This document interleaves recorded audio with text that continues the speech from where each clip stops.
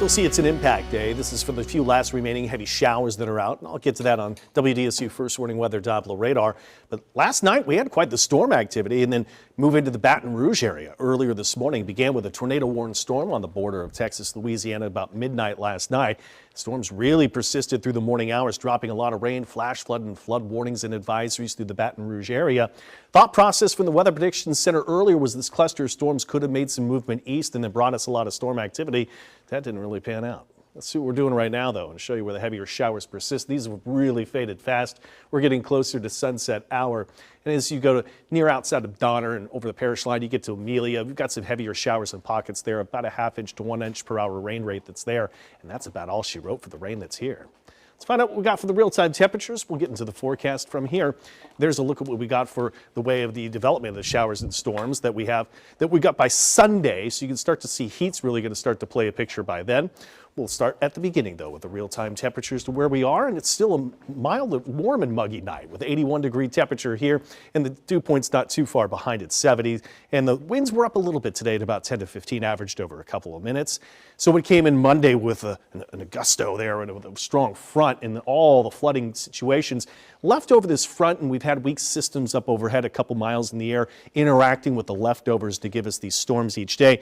But we've kind of found the storms get fewer and fewer each day. Now there is another weak front that eases in, could interact to enhance some rain chances possibly leading into this weekend. But really overall, I've got the rain chances decreasing, temperatures going up.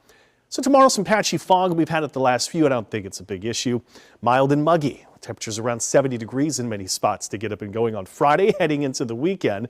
What we look at for storm activity tomorrow, not a whole lot of it. It's shown here mostly to the North Shore. I still give it about a 30% chance of an isolated storm or two, I'd call it, Friday. Temperatures back up to about 85 for a high. The typical high is 80 for the time of the year, so we are running a little bit warm. Jazz Fest bootcast for us. I don't think you really need them. I think it's about a 10-20% chance of an isolated storm, but have the boots there just in case, right? As we head into Saturday, an isolated storm, and it does depict one right on top of Jazz Fest in New Orleans by this time, and a few maybe scattered storms coming into Saturday. That's the weak front potentially easing in. But I still have chances around 20% coming into Saturday. So you see the chances not all that high, but they are there. And any storm that does develop still has a locally heavy rain threat, so I still keep an impact day in the mix. We're up to 86 for the high then. Zurich Classic visors and sunscreen keeping hydrated. The heat index could be pushing over 90. Into Sunday, rain chances less than 20%.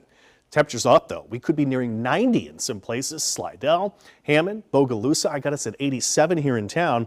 So for Zurich Classic final round, we could be pushing a heat index well into the 90s. And for the bootcast coming into Jazz Fest on Sunday, I don't think you need it. So the rain chance is pretty minimal by that time.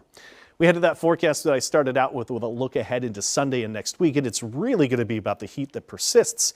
It's not until we get to the end of next week that we start to see a system moving through, interacting with another front as well, and that'll bring in the next likeliest chance of some widespread scattered storms. And a locally heavy rain threat will come with it too. So impact days for the chance you could get locally heavy rain through Sunday, and then next week as the storms return going into Thursday. In between, though, we got some hotter days as those highs might be coming awfully close to 90 in some cases.